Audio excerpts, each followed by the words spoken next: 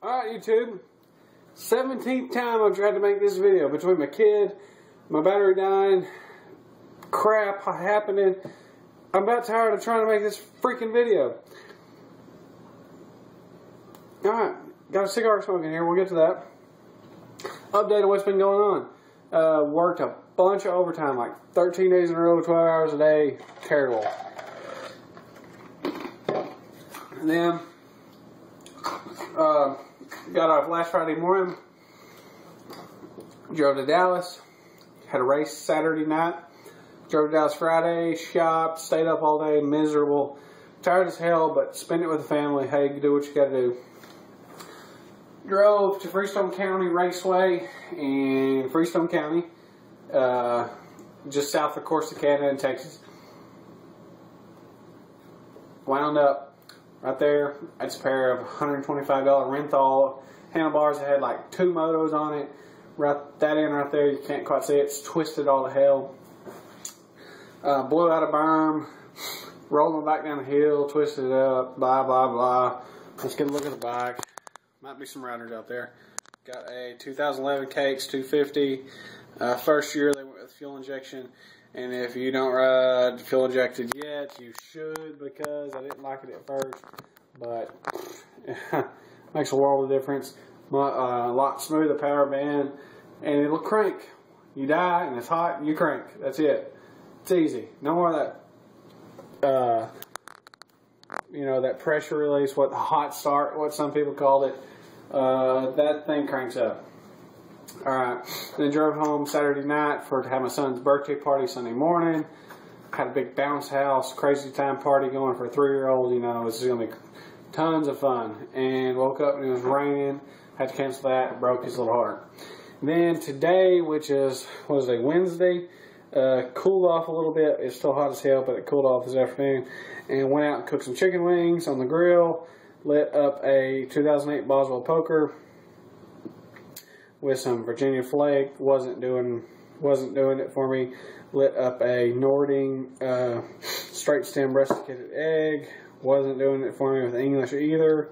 Then went and got a third time's the charm, I thought, a pot my parents got from Italy for me with some Boswell, one of their aromatic tobaccos. Wasn't doing it for me either. Went, ate my chicken wings, cooled off, went back out, shot some hoops with some kids down the road, and decided to light up a cigar.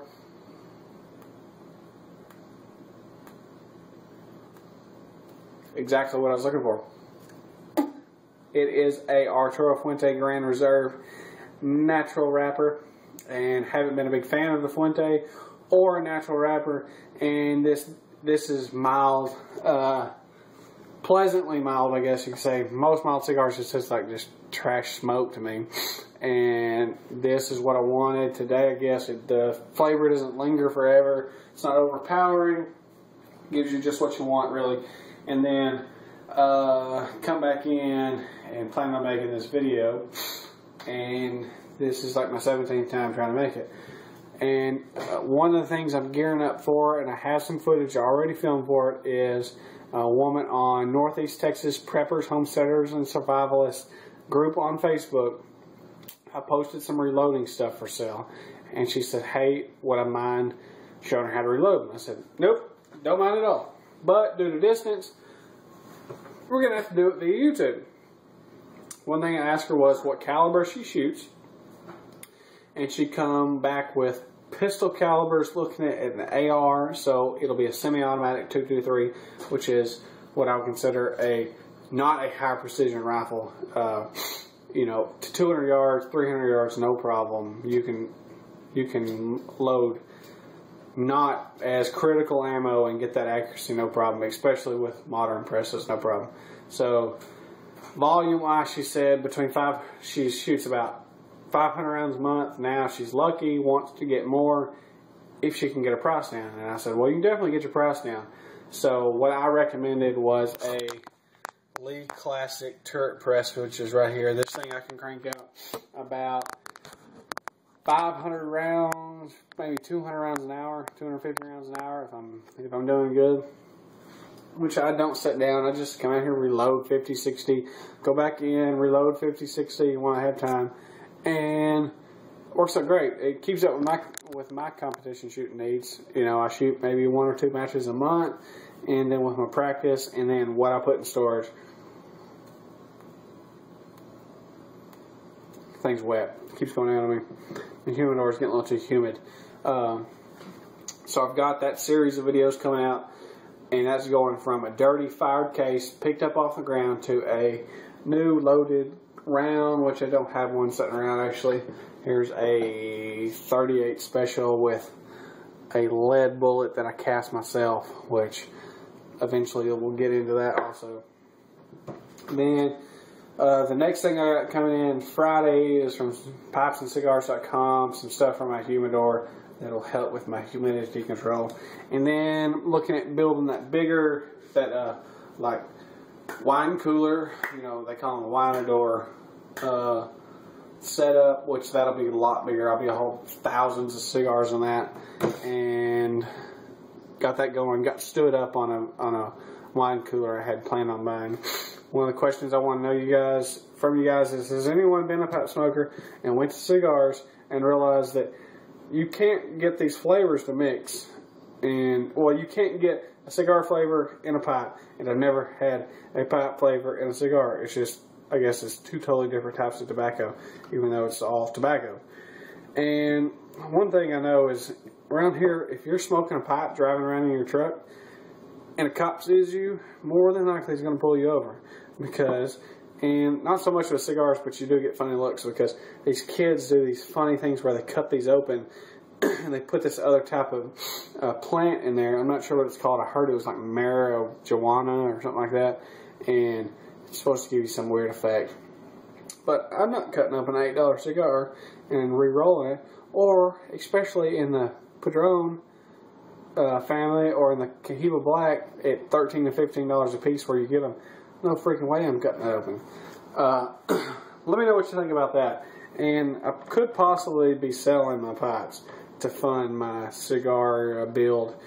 I got a few higher end, you know, maybe some custom pipes.